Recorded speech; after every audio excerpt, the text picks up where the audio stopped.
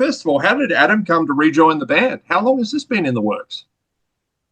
He just wouldn't go away. Like a rash, man. You sort of think that it's all clearing up, and in the morning you look and there he is again. No, as you well, he when he left the band, like we were kids, and we probably neither of us handled things probably very well, and and it ended kind of bitter, and I think we didn't speak for almost I don't know a long time, over 10 years. And then my friends were his friends, and were all telling me, like, oh, you should consider, speaking to Hutchie again, and he's a different dude these days and all that. And I said, yeah, well, that's what I hear. And I started seeing a lot of his artwork online and all that, which I thought was really good.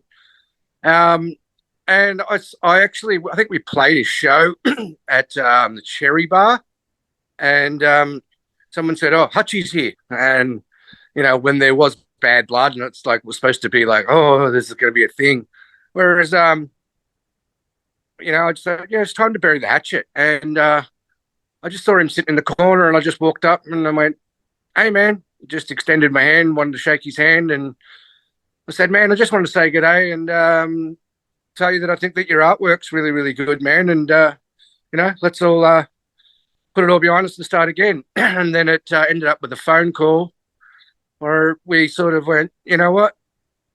Why don't we sort of, start the friendship over again? And, we both made our apologies and all that for the way we handled things back in the day. And we both kind of realized that, well, we were 20 years old then, and nobody knows how to handle themselves when they're 20 years old, or, you got no experience. So we both agreed that our apologies were not accepted because they really weren't necessary, because we're different people now. And we just hit it off really, really well. And, all the same stupid movie quotes came up, and, all our in-jokes were there the same as when we were kids. And it just got to the point a couple of times over the phone that we were really hitting it off. And I went, well, let's hang out, man. And so we mucked around for a couple of months trying to make that happen. And then one day he came over here, and it was just like when we were bloody, 20-year-olds. And we just started hanging out a lot. And then we were just constantly talking about music and doing old school things where, we're actually sort of hanging out together socially, and actually sitting and listening to records together, and, from start to finish. And we were always talking about getting a side project together, like, because we both enjoyed what we did back in the day. And I was very busy doing lots of things with, like, other projects I was doing, and family and all sorts of things. And I really, really wanted to do something with Hutch, but I just had to sort of say that as much as I really want to, everything that I do, I'm in 110%, but all my energy was going into what I was currently doing with FRANKENBOK. So it was sort of hard for us to sort of get something going. And then this 25th anniversary show came up. And at one stage, there was talk of the 25th anniversary, like, how good would it be to get all the members of Bok back together to do a show? And I was like, yeah, I don't know how that'll go, because me and Adam really weren't, or Hutch, sorry, we're not really on speaking terms. And the fact that our friendship had sort of rekindled, I was like, wow, we can actually do this. And we did the 25th anniversary show, and we got every single member that's ever been in the band back on stage together. And afterwards, we had such a good time that there was a lot of talk about us doing another record with Dan, that was our singer, Dan McDougall, and Adam actually sort of singing together on the album, sharing the vocals. And that was the plan for a while, and that sort of just slowly fizzled out, just communication, and I guess people were busy doing other things. We were getting dragged this way and that way. And it seemed for a while that probably won't happen.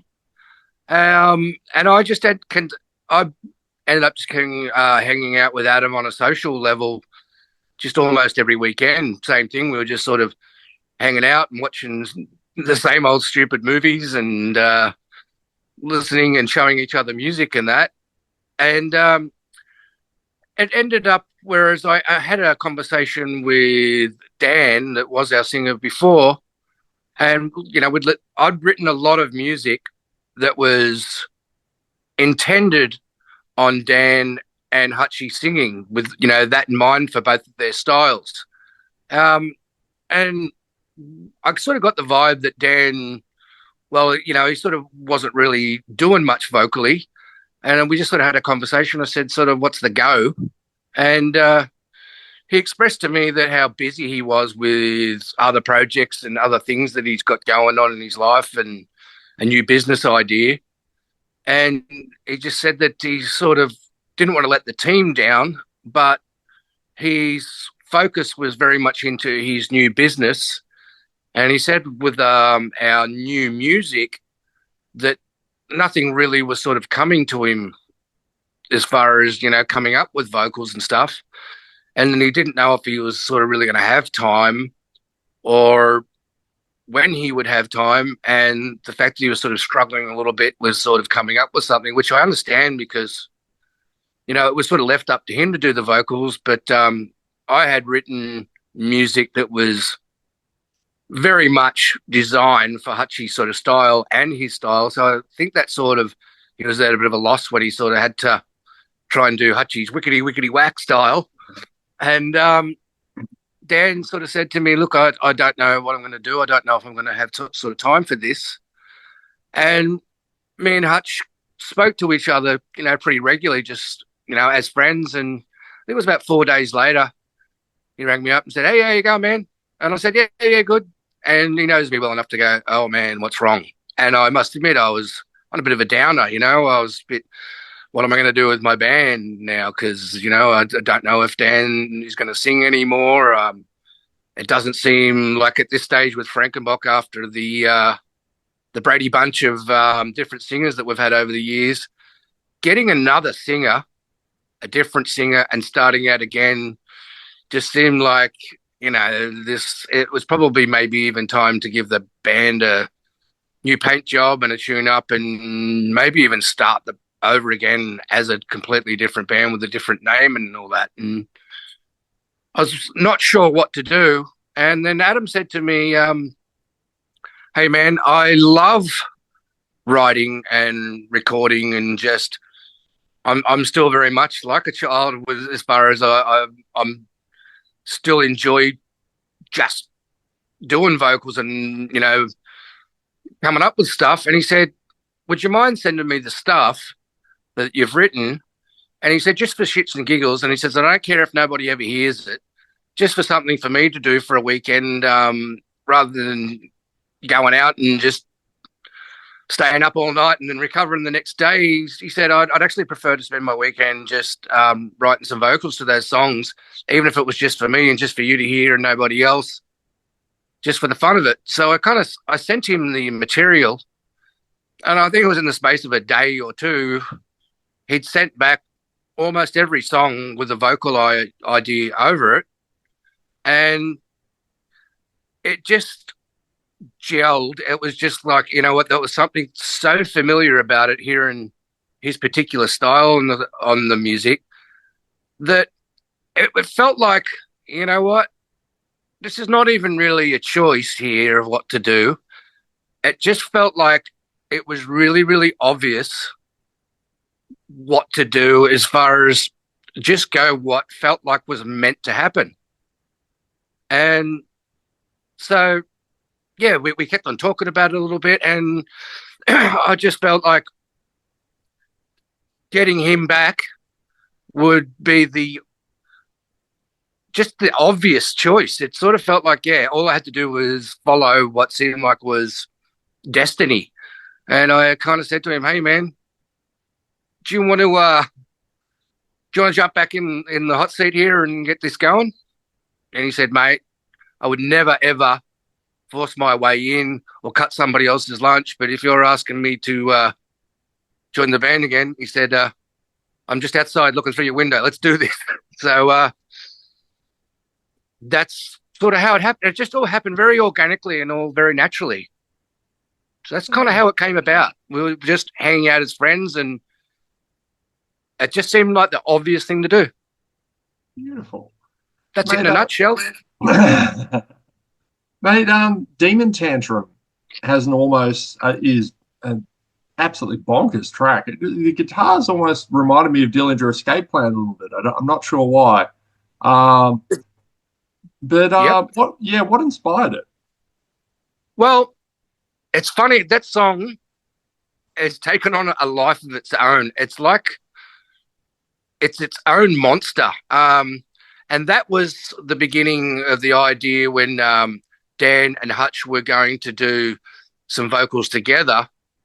Me and Tommy and Owen had written that in a sort of demo kind of form, and that was the first thing that they decided to work with together. And what they did was change the structure around that we'd written and just did something that sort of suited them. And Adam put down the vocals for it, and it was sort of pretty much just an idea, and it was almost going to be like a demo to maybe re-recorded later and done properly and all that sort of thing. And it just got left sitting for the longest time. And there was talk of like, you know what, let's just put it out anyway. Let's just put it out anyway, the way it is. And said months went by, almost I think years, and nothing happened. And then when Adam got back in the band, there was much talk about that song, and we listened to it a whole lot.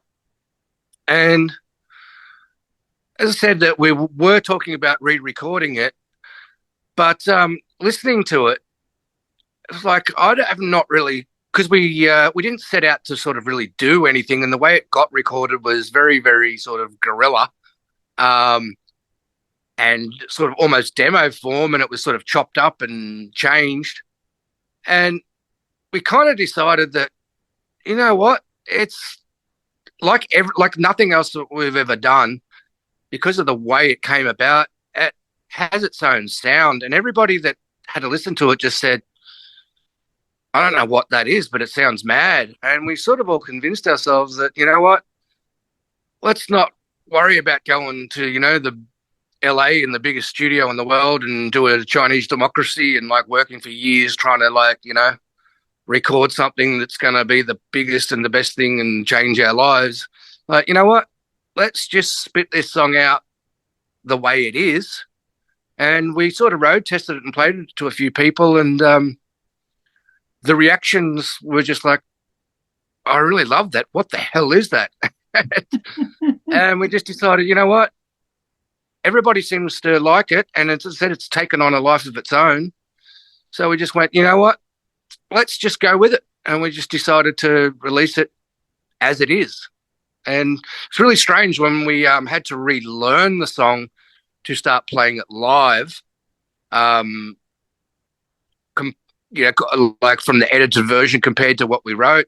It's really strange because I sort of wrote the riffs and that, but I felt like I was learning like a cover song. It's like, because of the way it was changed, I would definitely have not have written something like that with that particular structure. But it was something so different to anything we'd done. I felt like I was learning somebody else's song. And then we actually did the live version and started playing, just rehearsing it. And we were just like, this works. And that song has a life of its own. And I think I heard that you may have even got a sneak preview of the video clip.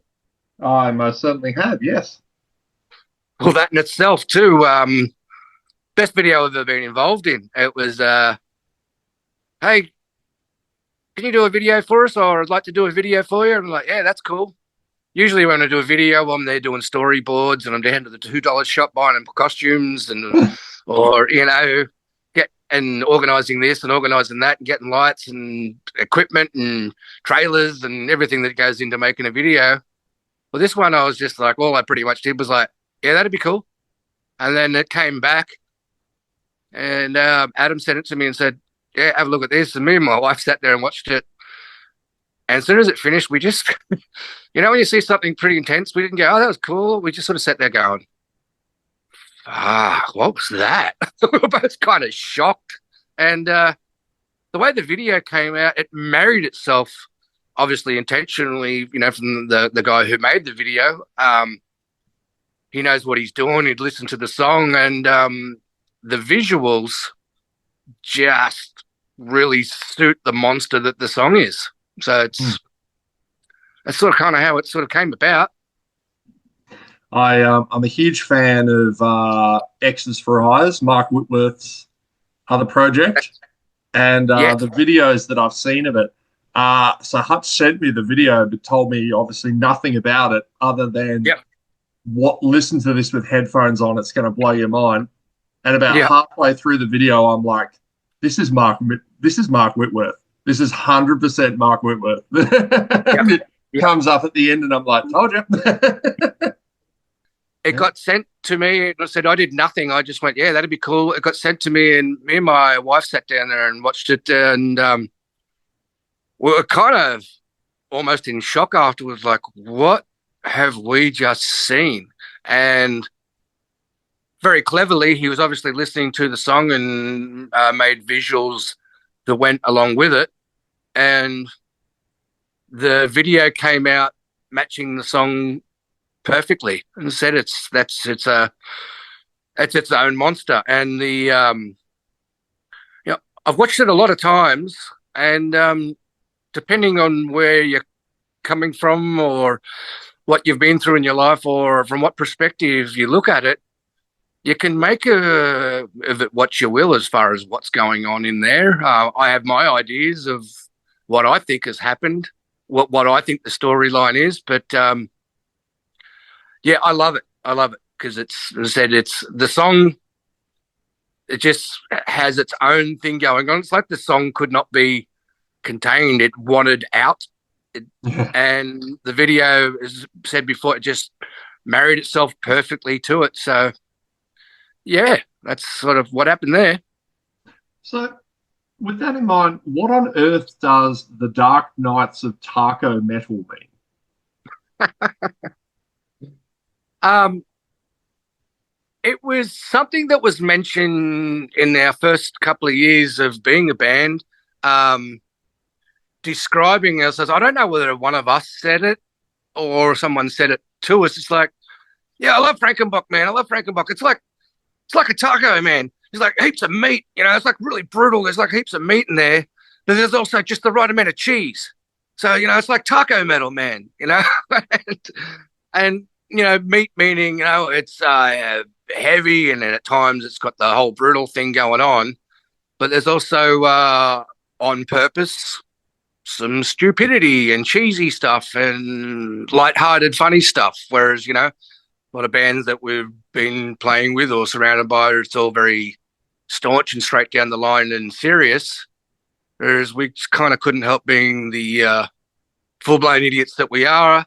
And with our influences over the years, and everybody in the band at the time was coming from so many different influences, which sort of came together to make us the rainbow fruit tingle that it was. Inspired by people like Frank Zappa and all that aren't afraid to mix a bit of comedy with music. And I think the old taco metal, yeah, lots of meat and just the right amount of cheese. So, is there an album in the works? There is. There is. I don't know whether to call it. I'm not sure what to call it, whether it's a LP, an EP, or whatever. But I think there's like 5 tracks on there, and it's days away from having the final mix. Nice. And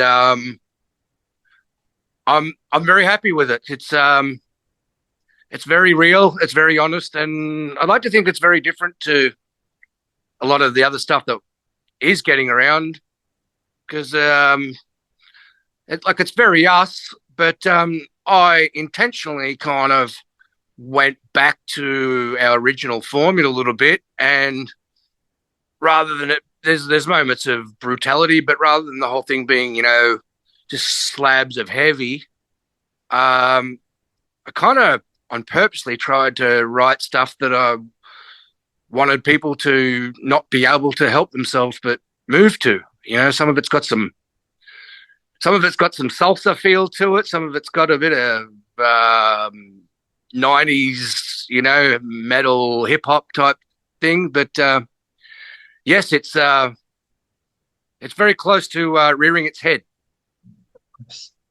Awesome, man. I'm looking forward to it. I think one of the things that I really loved about it, that I've been hearing about it, is like Hutch has just gone to town doing what he does and what he used to do, but he's obviously refined that and a lot better. And hearing his vocals back on our music, it was like Dan, our ex-vocalist, who's been helping us with the recording, he even said something along the lines of, "Wow, it's really good to hear Frankenbok almost being back to formula, the band that I fell in love with, the band that I remember, because it's it's a taco again rather than just a all meat kebab." What a quote. I love it. Mate, thank you very much for your time today, mate. Yeah, man, all the best with the rest of the recording process. And yeah, man, we'll talk to you soon. Thanks so much for having me. And I think the Demon Tantrum, the gate is open and the monster will fly out on like the 1st of November. And then after that, followed up by, back to what I was saying before with the kookiness, I think we've done the silliest video I've ever been involved in. There's some really funny, silly, fun stuff coming. Very almost back to the sort of "Don't Call Me Baby" silliness, and then after that, things get a bit more serious with the record. So yeah, there's lots coming, and we're just about to get out and start touring around everywhere again. And there's very good rumors of some support. So early next year, we're gonna get out and just start delivering this stuff live again, seeing the people, catching up with people. Easy. All right. I'll catch you on the road, dude. Thank you very much, man. My pleasure, man. Thank you very much for your time.